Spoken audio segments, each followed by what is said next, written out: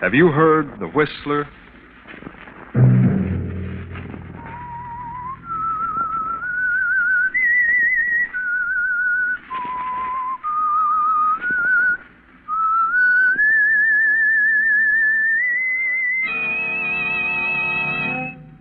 I'm the Whistler. I must kill Henry. I must kill Henry. That was Ambrose Brennan, official of an airplane plant. He found strange notes in the night. You better get away, Ambrose. Take a good long rest. The sooner the better. That was Henry Pierce, Ambrose's partner. He was growing fearful of Ambrose. Get this prescription filled, Ambrose. It'll make you sleep. And you'd better get away. And that was Ambrose's friend, Dr. Fenwick.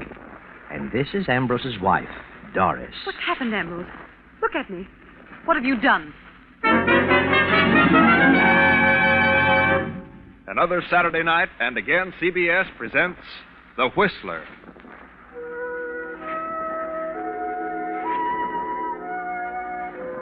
And I, the Whistler, know many things, for I walk by night.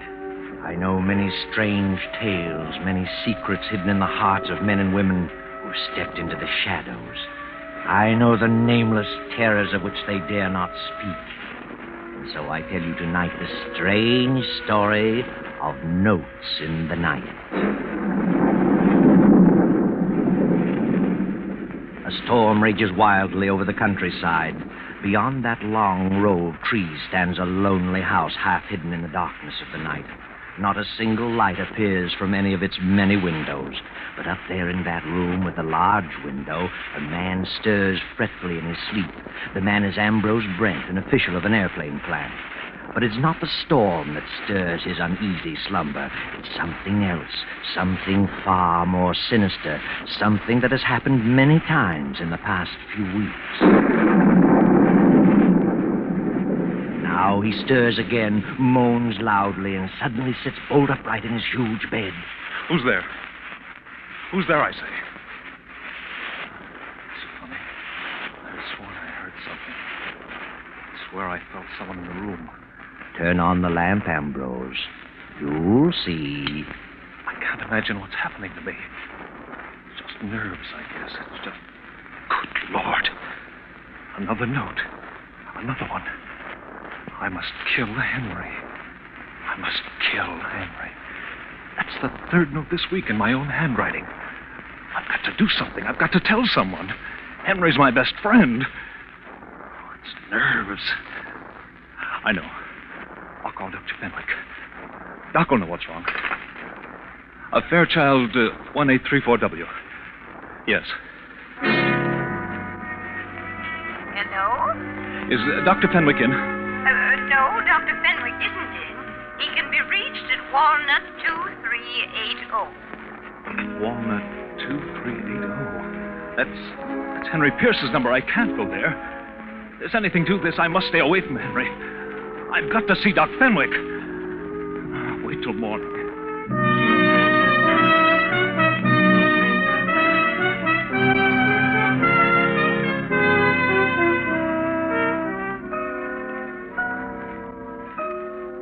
Well, hello, Ambrose. Sit down. What's wrong? Doc, I've got to talk with you. Oh, of course, Ambrose. Why not? What's up? Something's wrong with me. Terribly wrong. Oh, yeah? Read this note. No? I must kill Henry. Henry? I must kill Henry? I don't get it. What has this to do with your trouble? I wrote it. You did? Well, really? And why did you write it? I don't know. I don't remember writing it, but I know it's in my own writing. And that's it. Who's Henry? Henry Pierce. Who else? Have you been drinking, Ambrose? Not a drop, I swear. Well, look, old boy, you'd best sit down. Ah, that's better. Now, when did you write this? I don't know. I found 6 notes just like that. 6? Where? On the nightstand beside my bed. Are you sure it's your writing? Well, doesn't it look like it?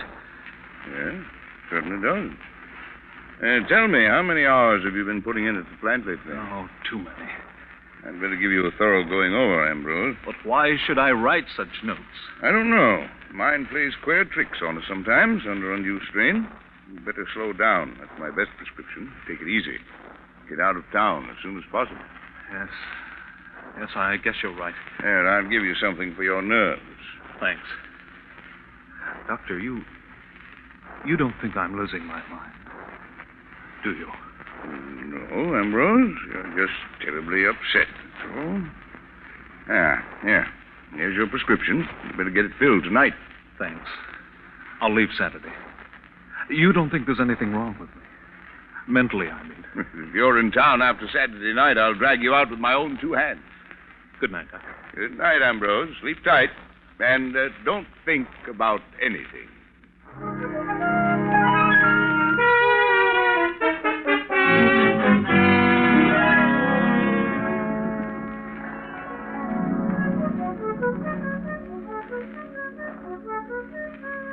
Ambrose, why don't you take a little vacation? What do you mean, Henry? Have you been talking to Doc Fenwick? Fenwick? Of course you have. He told you all about it. About what? I feel better than I've felt in years. I'm in excellent condition. Do you hear? Certainly I hear. What's wrong with you, Ambrose? Nothing. If you act like this, I'll be forced to agree with Doc Fenwick. What has he said? He just said you were overworked. Well, he doesn't know everything. Ambrose, you'll please me very much if you'll take a little vacation. Did Doc Fenwick tell you what was bothering me? Yes, he did, Ambrose, and I think you'd better get away as soon as possible. Oh, I'm sorry, Ambrose, but don't worry. Everything will be all right. Then you're not worried? You're not upset about it? Certainly not. Why should I be? Please believe me, Henry, I wouldn't do such a thing. I've never even thought of such a thing. I'd kill myself first. You do believe me, don't you? Huh? Why, of course I do, of course. I wouldn't kill you. I have no reason. Shall I drive you home, Ambrose? No, I'll get home. I'd better leave tomorrow, hadn't I? I'll go up to my place in the mountains. There's no one there. My wife has gone to Palm Beach. Yes, Ambrose. You better leave tomorrow. Yes. Doris will be back from Palm Beach in 3 weeks. That'll be long enough. I'm sure you'll find things different when you return. Quite different. Good night, Henry. Goodbye, Ambrose. Sleep tight and don't think about anything.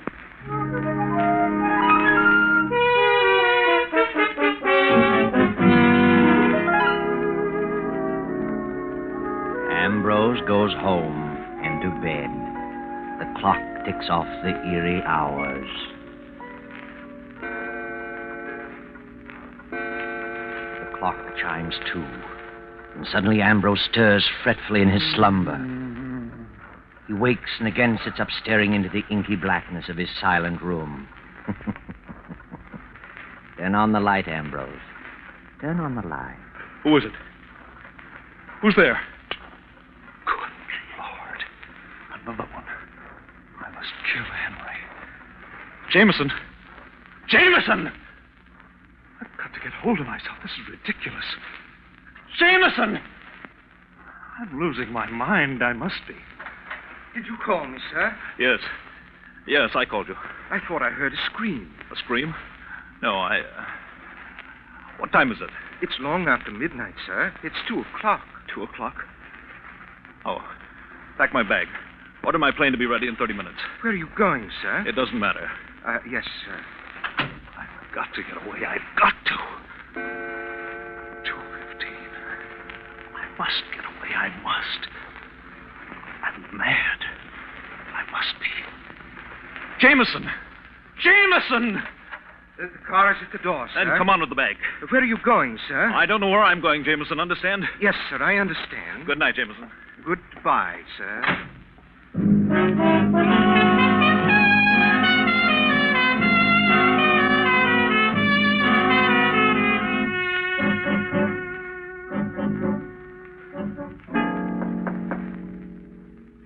Yes? Yes? Who is it? What do you want? Come in. Ambrose, is that you? What on earth are you doing here at 2:30 in the morning? What's wrong? I say, what's wrong with you? I must kill Henry. I must kill Henry. Ambrose, put up that gun. No, don't, Ambrose. Don't. I must kill Henry. Don't, you're mad. Don't come near me. Don't. Ambrose.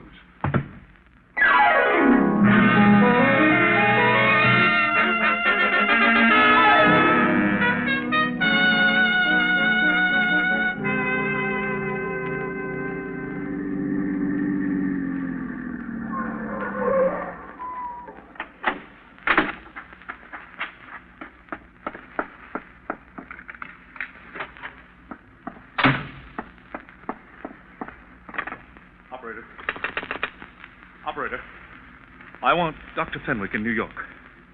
Fairchild, 1834W. Please. It's Dr. Fenwick's residence. Make it person to person. This is Crust Line 142. I've got to talk to someone. I've got to.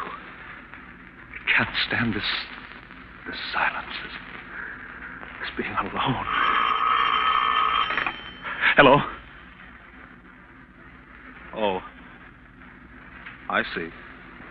No, never mind. I'll call tomorrow. Put up your hands. Don't move. Doris! Ambrose! What on earth? What are you doing here? Why, what are you doing here? I thought you were in Palm Beach. What are you doing up here in the mountains? I changed my mind. I decided to come up here. Why didn't you let me know? I didn't think about it. I was going to phone you in the morning. Well, how did you find time to get away from the plant? I thought you were too busy to eat. Well, I decided I needed to rest, so I... It's an early hour to arrive. 5 a.m. Is it? Well, you see, it occurred to me on the spur of the moment. I flew up. Well, what are you staring at? I'm not staring, Ambrose. What's wrong? What's happened? Nothing. I came up here because... Because what? What are you talking about, Ambrose? Are you ill? Yes. Yes, that's it. I'm ill, very ill. Yes. Get the doctor. What doctor? There's no doctor near here. Get Dr. Fenwick. He knows. Dr. Fenwick? He's the only one who knows. Except Henry. Are you out of your mind? No, I'm not. Do you hear? It's a lie. I'm not crazy. I won't be crazy. Oh, Doris, what's happened to me? What's happened? Oh, poor Henry. Ambrose, look at me. What have you done? What have you done? Let me alone. I'm going to bed. I want to get some sleep.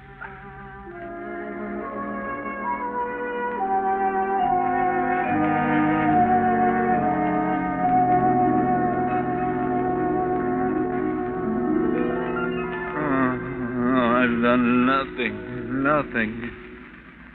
What's that? Wake up, Doris. What? That noise. I didn't hear it. I did. Hear it? There it is again. There's someone coming there. They are at the door. There's no one. You see? I'm not here. I haven't been here. You don't know where I am. Do you understand? Yes, I understand. Doc, it's you. Oh. Hello, Doris. Hello, Doctor. Did you get my call? You did, didn't you? Now, Ambrose, take it easy. Everything's going to be all right. Don't get excited. All right. What do you mean? You've got a 50-to-1 chance to pull out of it. Pull out? Certainly. I know you're mentally upset. You have been for weeks. I'll swear to that. I have records. I'll appear on your side. You'll get out of it. Out of it? Out of what? You're not a killer. Killer? What did you say? What did you say? I said you weren't a killer. I understand your case perfectly. Henry is dead? Yes. I'm sorry to say Henry is dead. He died about 2:30 in the morning, as closely as can be determined. From all indications, the police think he committed suicide. But he didn't. You know he didn't. He may have. Then why did you come here? I thought this is where you'd come, and I was right. What does this mean, Doctor? It means that if Henry's dead, I killed him. I must have. Must have. Are you positive? Yes, who else could it be? I've written notes to myself for weeks. This doc knows. He knows all about it. Do you? Yes, but I didn't think it would come to this. But why did you do such a thing? He was your best friend. I know it.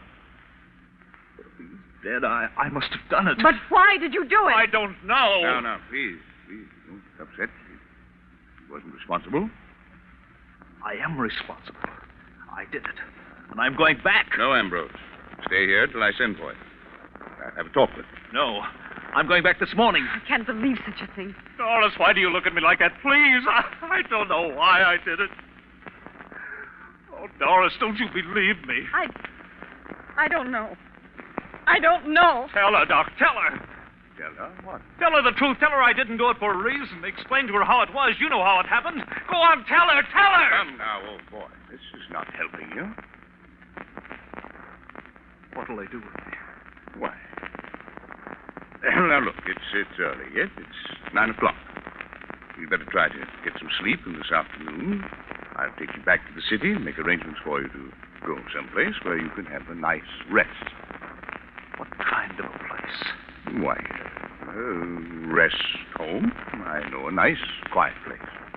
You don't mean a rest home. I know what you're thinking. You mean an asylum. You think I'm insane, both of you. Now, Ambrose. Well, why don't you say it? Ambrose, if you don't control yourself, something will happen to you. I won't go to an asylum. Do you hear? Do you hear me? Stop it. I won't stop it.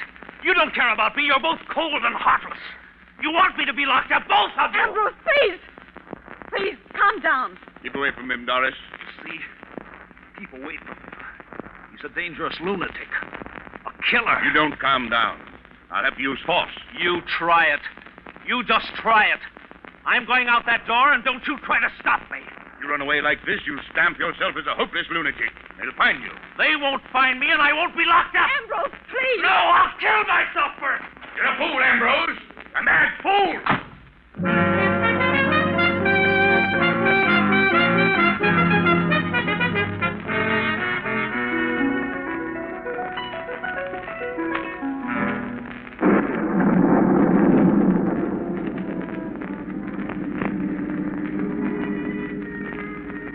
Now you've done it, Ambrose. You've really made a mess of things. You're a fugitive now. They'll throw out a dragnet. You'll have to run and hide and sneak, afraid of every shadow. You'll have to run, Ambrose. Hide and sneak and run for the rest of your days. Ambrose Brent, fugitive.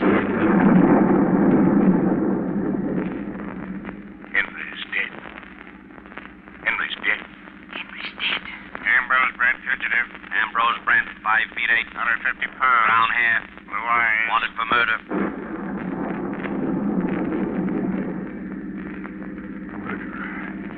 Fugitive. Lunatic. Padded cell. Lunatic. Padded cell. Lunatic. Hurry, Ambrose, hurry. More gas. Step on it.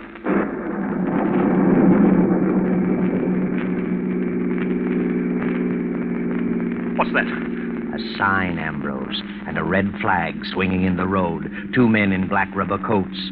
Too late to turn around now. What's your hurry, mister?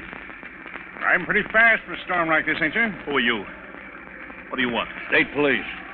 What are you stopping me for? We're stopping everybody. Why? We're looking for someone. Looking for someone? Who? A fugitive. A murderer? We didn't say what he'd done. Let's have a look at your driver's license. Driver's license? Why, that's funny. I must have... left it in your other suit, huh? Step out. Let's have a look at you. Hey, you come back here! Oh, what's eating him? He must be nuts. Well, I could have plugged him, but I just shot in the air. Just as well. He wasn't Mike Coretti. Mike could make 2 of him.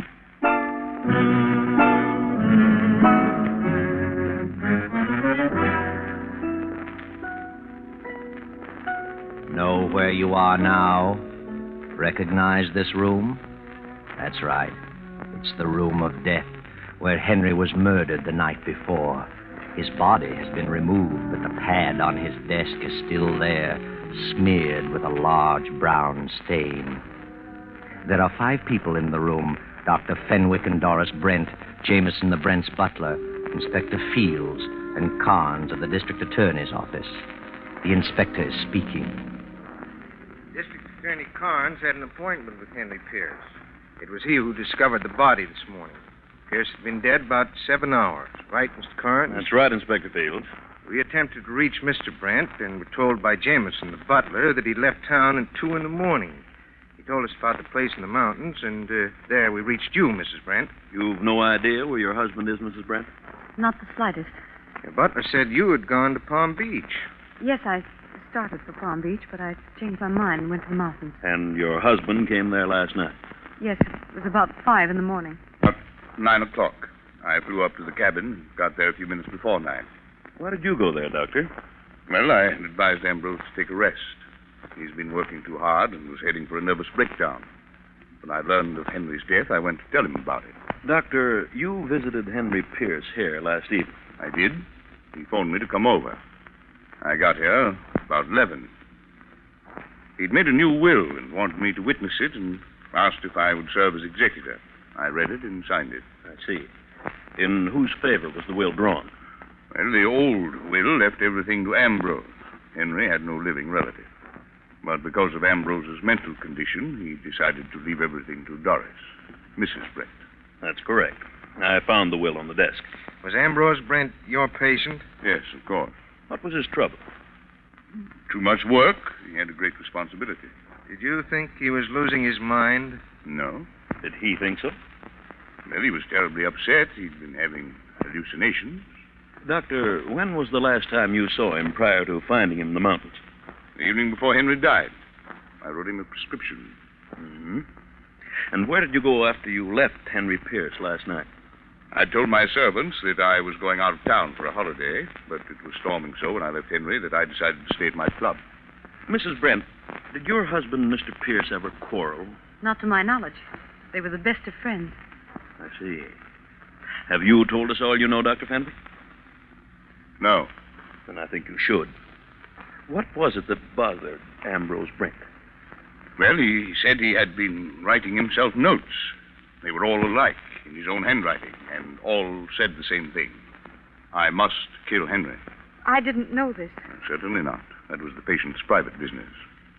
I thought that if I could get him away for a rest, he'd pull out of it. There you are, Carnes. Must have been on his mind. Yes, but what's the motive? An unbalanced mind doesn't always need a motive. Then you think Ambrose did it? He loved Henry like a brother. If he did it, he was completely out of his mind. Believe me.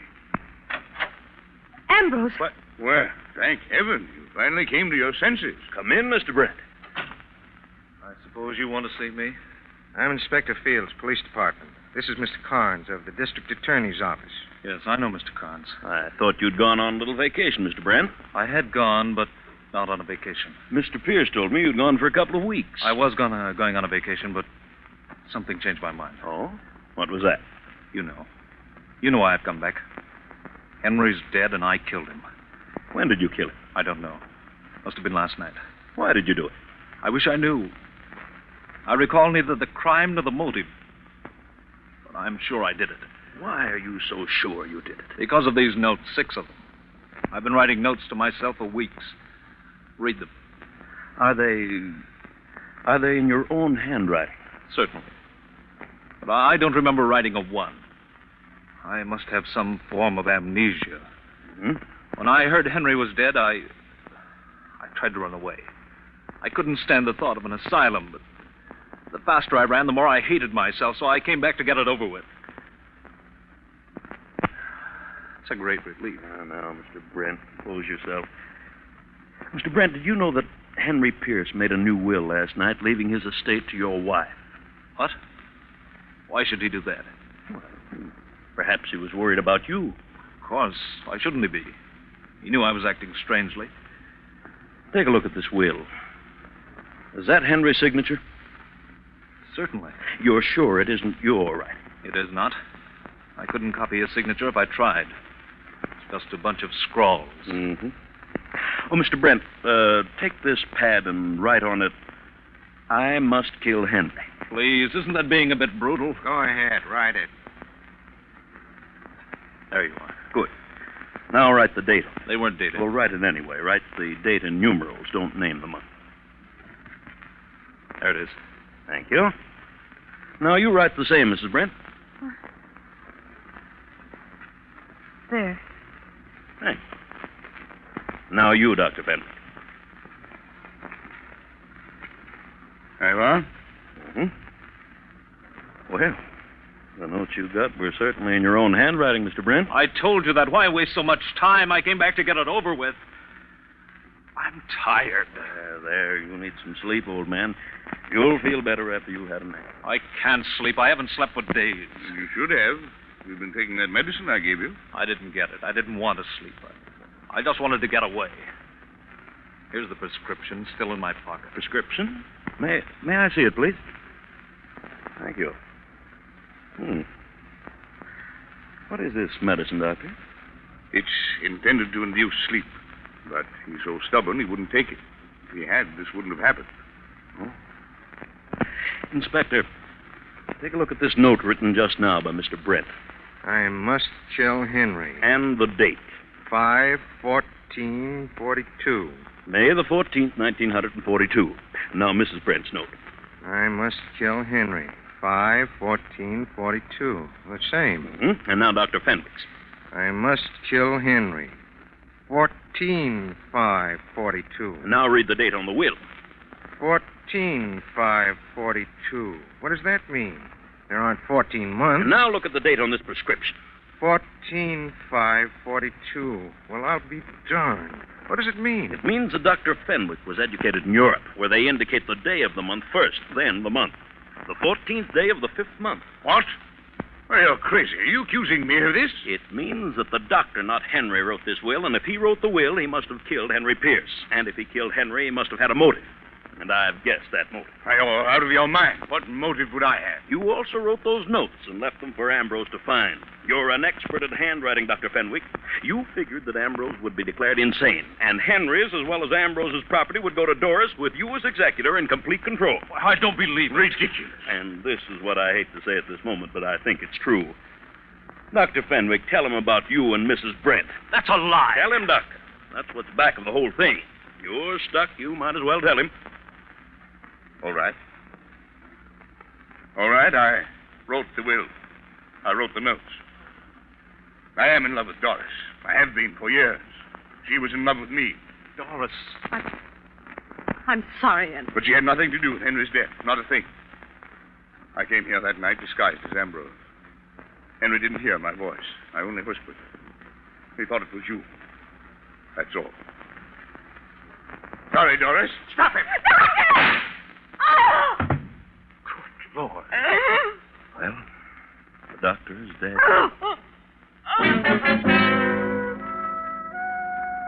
The doctor's dead, yes. But that's not all, not quite. There's something troubling the inspector, and you, Ambrose, and you too, Doris. How was it that Mr. Carnes first got wise to the doctor? How did the doctor slip up? How did he show his hand? I know. And so does District Attorney Carnes. Go ahead, Mr. Carnes. Tell us. Well, the doctor said he had gone to the cabin to tell Ambrose of Henry's death. He arrived at the cabin at 9 a.m. I didn't discover the body till 10 a.m. and gave strict orders that it was not to be announced until we'd inspected everything thoroughly. Therefore, the only way the doctor could have known about the murder was to have been present when it happened. So you see, the doctor didn't go to the cabin to inform Ambrose. He went there to meet Doris. And when he was surprised by Ambrose, he used the death of Henry as an excuse for his coming.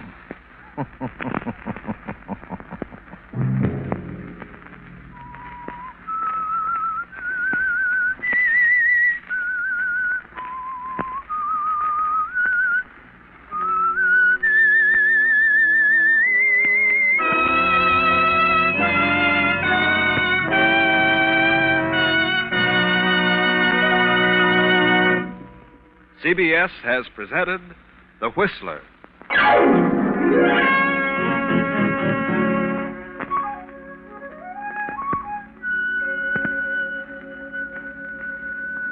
Original music for this production was composed and conducted by Wilbur Hatch. Tonight's Whistler story was written and directed by J. Donald Wilson and originated from Columbia Square in Hollywood. Next week, same time, I, the Whistler, will return to tell you the incredible story of the Draft of Death. Good night.